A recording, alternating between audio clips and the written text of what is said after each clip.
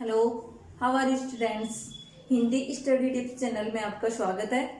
हम हमारे हिंदी ग्रामर के जो टॉपिक थे संज्ञा, सर्वनाम, क्रिया, क्रिया विशेषण, इन सब पे हमने बात की थी। उसी के साथ में जो हमारा नेक्स्ट टॉपिक आता है वो होता है कारक।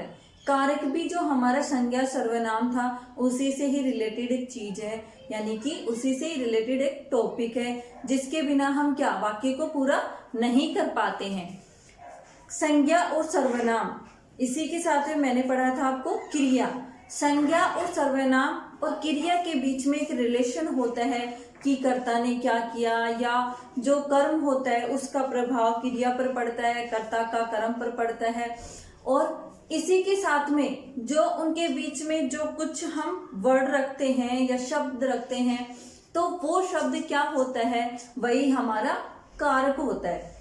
तो कारक क्या होता है, क्या काम आता है और ये कैसे इसका जो जोड़ होता है वो क्रिया के और कर्म के कर्ता के साथ में होता है और ये कितने प्रकार का होता है, आज हम बात करेंगे इस टॉपिक पर।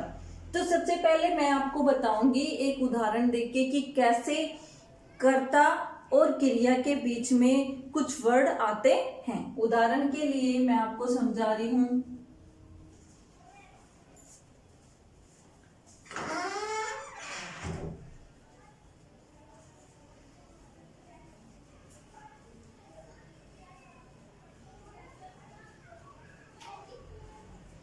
मैंने लिखा राम ने रावण को मारा। ये देखो, ये है हमारा कर्ता। ये भी क्या है, इसमें एक तरीके से कर्ता यानी कि संज्ञा। राम में क्या है, संज्ञा, और ये भी क्या है, संज्ञा। अब राम ने कार्य किया किसका, मारने का। किसको मारा, रावण को।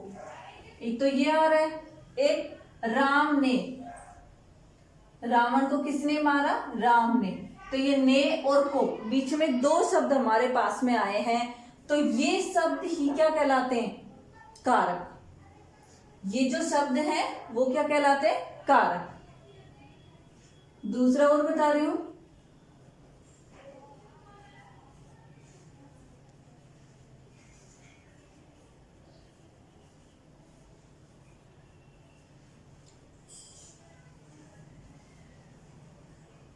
सीता चाकू से सब्जी काट रही है।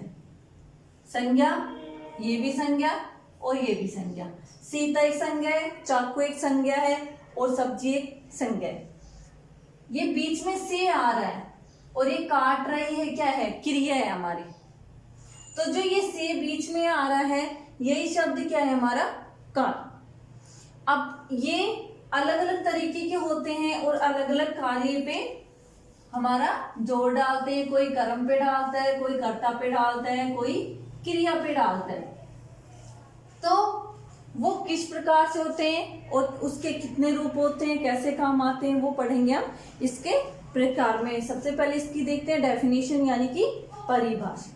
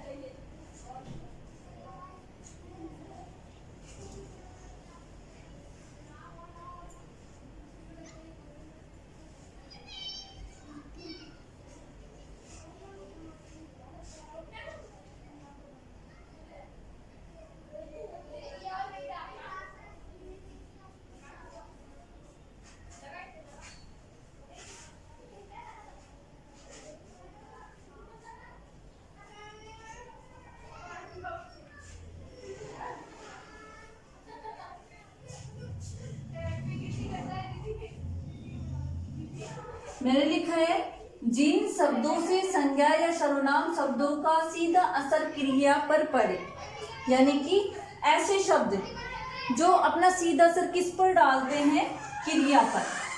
संज्ञा या सर्वनाम शब्दों के साथ में जो शब्द जिसका सीधा असर क्रिया पर पड़े वो ही कारक कहलाते हैं।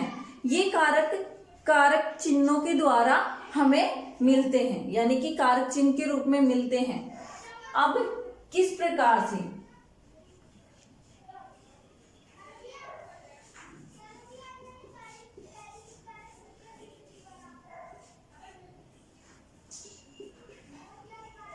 मैंने लिखा राम पुस्तक पढ़ रहा है। राम क्या है? कर्ता। पुस्तक क्या है?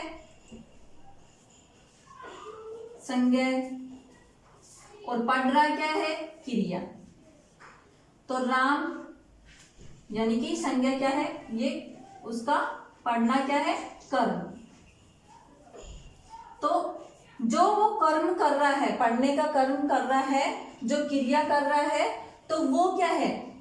किससे कर रहा है? पुस्तक से, यानी कि पुस्तक से। हमारे पास में क्वेश्चन आएगा कि राम किससे पढ़ रहा है, तो अपना जो कर्म पूरा कर रहा है वो किससे कर रहा है? पुस्तक से। तो इस प्रकार से ये शब्द एक दूसरे पर प्रभाव डालते हैं।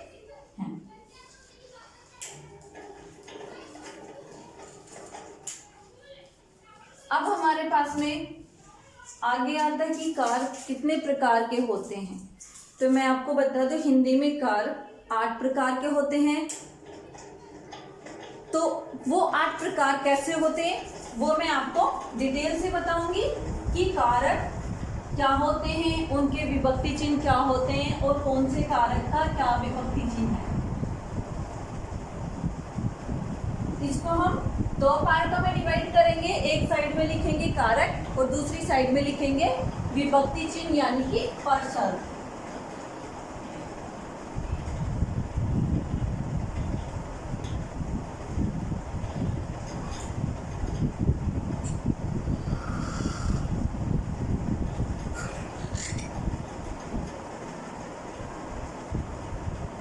इस प्रकार से हम इसको डिवाइड कर लेते हैं और यहाँ से हम चलते हैं कि पहला कार कौन सा होता है। तो जो सबसे पहला जो कारक आता है वो आता है कर्ता का। कौन सा आता है? कर्ता कारक। दूसरा जो आता है यानी कि जो हम वाक्य लिखते हैं तो शुरू वाला जो काम करने वाला है, जो भी व्यक्ति है या कोई भी वस्तु जिससे हम काम कर रहे हैं, तो वो आता है हमारा कर्म। तीसरा आता है करण। चौथा हमारा आता है संप्रदान।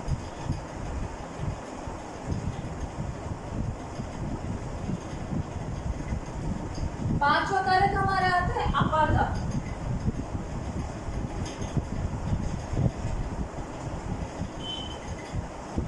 छठा जो हमारा कारक आता है वो आता है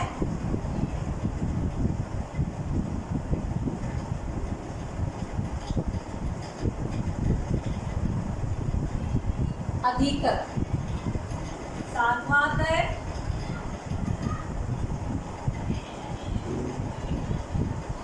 संबंध। और जो 8वां हमारा आता है वो आता है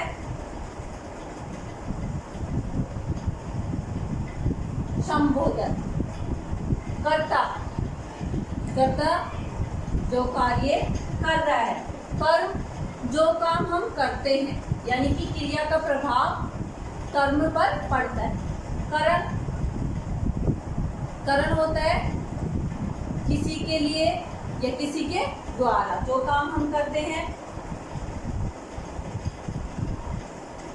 संप्रदान जिसके द्वारा काम होता है वो करण होता है, के द्वारा या के लिए। संप्रदान जिसके लिए हम काम कर रहे हैं। अपादान ये अलग होने के लिए होता है, यानी कि किसी संज्ञा में व्यक्ति वस्तु स्थान वो किसी दूसरे व्यक्ति वस्तु स्थान से अलग होती है, वो अपादान में आती है।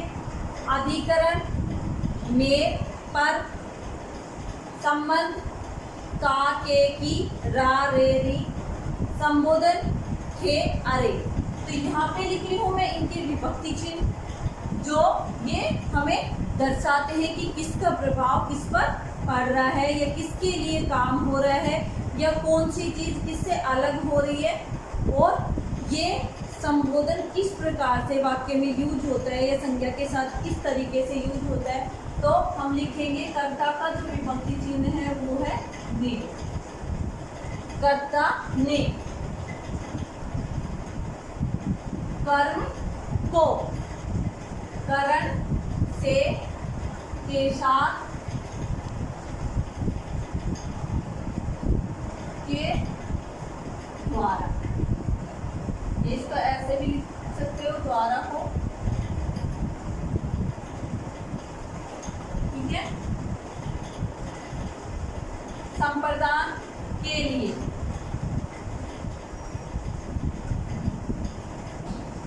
अपादान से, यानी कि पृथक होने के लिए या अलग होने के लिए, अधिकरण में पर, संबंध का के ई रा रे, और संबोधन में के अरे अहो। आप देखिए कर्ता ने, यानी कि कर्ता ने क्या किया, तो ये इस पर कर्ता पर प्रभाव डाल रहा है। कर्म यानी कि काम कर रहा है, कर्ता जो काम कर रहा है उसका प्रभाव किस पर पड़ रहा है, इसमें क्रिया पर। करण से के साथ के द्वारा, यानी कि जो कर्म किया है हमने, जो क्रिया की है वो किसके द्वारा की है। जैसे राम ने गिलास से दूध पिया, राम ने गिलास से दूध पिया, तो दूध पीने का जो काम किया है वो किससे किया है, गिलास से। इसी के साथ में हमारा आता है संप्रदान। पिताजी बच्चों के लिए मिठाई लाए, या पिताजी अपने बेटे के लिए उपहार लाए। तो के लिए यानी कि किसी और के लिए काम हो रहा है, कर्ता काम कर रहा है किसी और के लिए, कुछ लाया है या कुछ दे रहा है। तो ऐसे वर्ड जहाँ पे आते हैं, यानी कि देना, किसी के लिए कुछ करना, तो वो के लिए आता है हमारा संप्रदान। अपादान, जैसे कुल्हाड़ी से लकड़ी काटी, तो जो कुल्हाड़ी है वो लकड़ी काटने का काम कर रही है, तो पेड़ से जो लकड़ी अलग हुई है तो वो अलग होना। पेड़ से पत्ता गिरा, यानी कि पेड़ से जो अलग हो रहा है, पत्ता गिर रहा है, तो वो अलग, जहाँ पे हमें अलग चीज, एक चीज दूसरी चीज से अलग होती नजर आती है, एक व्यक्ति दूसरे व्यक्ति से दूर होता नजर आता है, तो वो होता है हमारा अपादान। अधिकरण में पर, पेड़ पर बंदर बैठा है, अधिकरण, तो वो बैठा है किस पर, पेड़ पर। मैंने नल से पानी भरा, यानी कि मैंने नल से पानी भरा, तो मैंने क्या किया है, अधिकरण, यानी कि नल से कुछ काम किए। पेड़ों में पानी दिया, तो वो में, यानी कि मैंने काम किया है पेड़ों में। तो ऐसे जहाँ पे वाक्य आते हैं जहाँ पे अधिकार, यानी अधिकरण में क्या होता है, अधिकार का बोध होता है, तो ऐसे वाक्य जहाँ पे आते हैं वो होते हैं अधिकरण। संबंध, संबंध एक संज्ञा, कोई भी संज्ञा सर्वनाम का किसी दूसरे संज्ञा सर्वनाम के साथ में जो संबंध होता है, जो रिश्ता होता है, उसमें हम संबंध कारक का जो हम प्रयोग करेंगे। जैसे का पुल्लिंग चीजों के लिए प्रयोग होता है, के बहुवचन के लिए, की स्त्रीलिंग के लिए, ये चीजें होती है हमें। और ऐसे रा रे री ये संज्ञा के साथ में यूज होती है और ये सर्वनाम के साथ में यूज होती है। जैसे मेरी पुस्तक, मेरे भाई, मेरी सहेली, ऐसे जहाँ पे वर्ड आते हैं वो होते संबंध तो ये होते हैं संज्ञा के लिए, ये होते हैं सर्वनाम के लिए। अब होता है संबोधन, हे, अरे, अहो। ये क्या होता है, ये अलग कारक चिन्ह होता है। इसमें क्या होता है, किसी भी व्यक्ति को हम संबोधन से बोलते हैं, यानी कि सम्मान सूचक शब्द से बोलते हैं, तो उनके लिए ये विभक्ति कारक यानी कि ये कारक चिन्ह का प्रयोग किया जाता है, जो 1 से 7 नंबर तक है, यानी कि कर्ता, कर्म, करण, संप्रदान, अपादान, अधिकरण, संबंध। ये जो 7 कारक चिन्ह है या 7 कारक हैं, उनका प्रयोग करते हैं हम कर्ता के बाद में। और जो ये जो 8 नंबर का संबोधन वाला जो हमारे पास में जो कारक बच गया, वो करते हैं हम वाक्य से पहले, यानी कि संज्ञा सर्वनाम से पहले। तो इसी के साथ हमारा ये वीडियो समाप्त होता है। आई होप कि आपको वीडियो पसंद आया हो, तो इसको ज़्यादा से ज़्यादा लाइक एंड शेयर करें और मेरे चैनल को सब्सक्राइब करें, ताकि आने वाले हर वीडियो की जानकारी आपको मिलती रहे। और इसका जो नेक्स्ट पार्ट है, यानी कि इसको जो विस्तार से बताना है, वो मैं बताऊँगी आपको नेक्स्ट वीडियो में।